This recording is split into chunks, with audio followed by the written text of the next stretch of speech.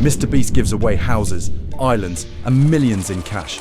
Yet he once said he reinvests everything and keeps almost nothing for himself. So how rich is he really? Could the biggest YouTuber on earth actually be broke? This is the story of how a guy from North Carolina built a $500 million empire on YouTube, and why, despite the insane revenue, he might not have much left in his bank account.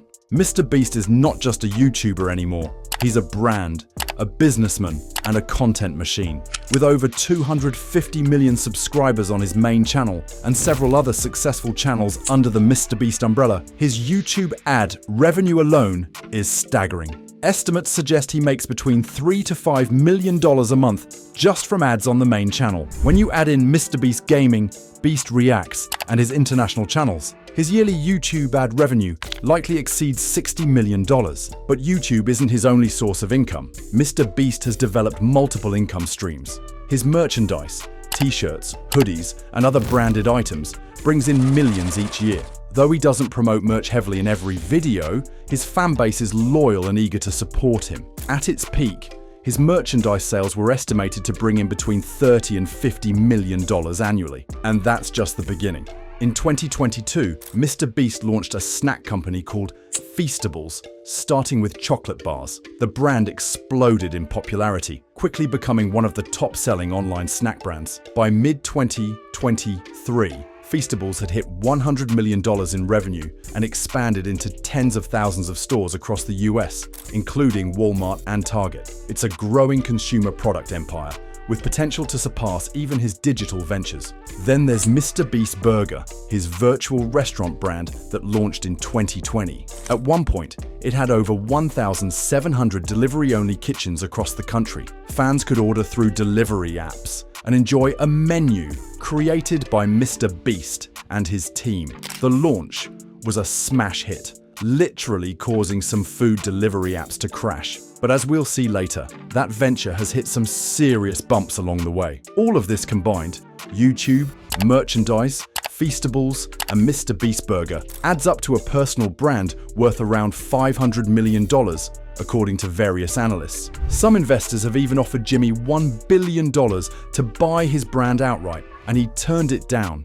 That alone tells you how valuable he believes the empire he's building really is. But here's the twist. Jimmy has said multiple times that he reinvests nearly every dollar he makes back into his videos. In fact, he's openly admitted that there have been times where he had very little money in his personal bank account, because it all went into content. And if you've seen his videos, you'll understand why. MrBeast doesn't film simple sit-down videos anymore. He builds full-scale sets, flies people around the world, and gives away eye-popping amounts of money and prizes. He's recreated entire TV shows, including Squid Game, and funded real-life surgeries for people. One of his most famous videos, the Squid Game recreation, cost over $3.5 million to produce. Other videos cost between $1 to $2 million on average, not even counting the time, effort, and crew involved. He also gives out huge prizes, from hundreds of thousands in cash, to private islands, to fully furnished houses.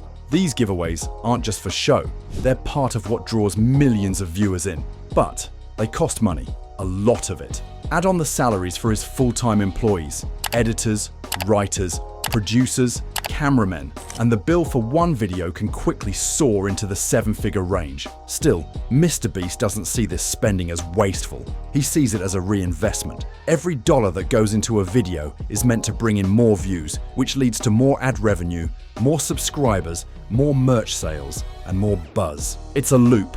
Views create revenue, which funds bigger videos, which attract even more views. It's a strategy that has helped him grow faster than almost anyone else on the platform. But there's another layer to this. MrBeast isn't motivated by luxury or personal wealth. He said before that he doesn't care about buying expensive things for himself. He doesn't flash watches, fancy cars, or designer clothes. He reportedly lives in a modest home and spends little on personal indulgences. His goal isn't to be rich, it's to be the biggest and best creator in the world. and he's willing to bet every dollar he makes to get there. However, not everything has gone smoothly. While Feastables continues to thrive, MrBeast Burger has become a legal and PR nightmare. In 2023, Jimmy publicly sued Virtual Dining Concepts, the company behind the day-to-day operations of MrBeast Burger. He claimed the quality of the food was so bad that it damaged his brand. Complaints about cold, poorly prepared, or inedible burgers were piling up,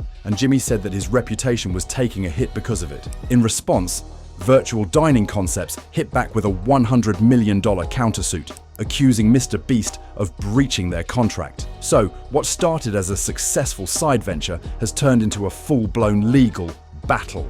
It's a clear example that even someone as successful as MrBeast isn't immune to business missteps and contractual headaches.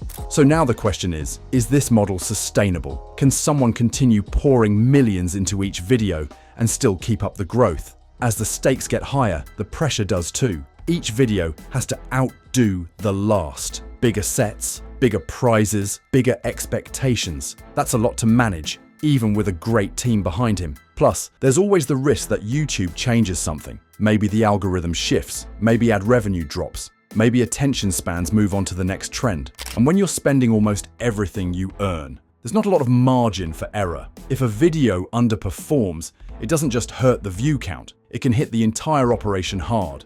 That being said, MrBeast isn't reckless. He's smart, strategic, and surrounded by people who help him manage the risks. He's expanding into other markets, dubbing his videos into different languages to reach a global audience. He's investing in scalable businesses like Feastables that don't rely on him being on camera. And he's building long-term partnerships that help spread the load. Still, his approach is rare. Most creators take their money and either save it or spend it on themselves. MrBeast has taken the opposite approach, putting nearly all of it back into growing something bigger than himself. It's a high-risk, high-reward strategy that few people could pull off. And for now, it's working. So is MrBeast broke? Not even close. On paper, he's one of the wealthiest digital creators on Earth. His brand could easily be worth $500 million or more. But in terms of personal cash sitting in his account, that might actually be close to zero, by choice. He's living modestly, building aggressively, and betting everything on creating the best content in the world. And whether you're a fan or not, there are a few lessons to take from all this. First, reinvesting in yourself or your business can lead to huge growth, but it needs to be done wisely. Not everyone can afford to spend every dollar they earn, but for those with a solid plan, it can pay off in a big way. Second, cash flow matters. You can have a high net worth and still feel broke if you don't manage your liquidity. It's important to keep something aside for emergencies or downturns.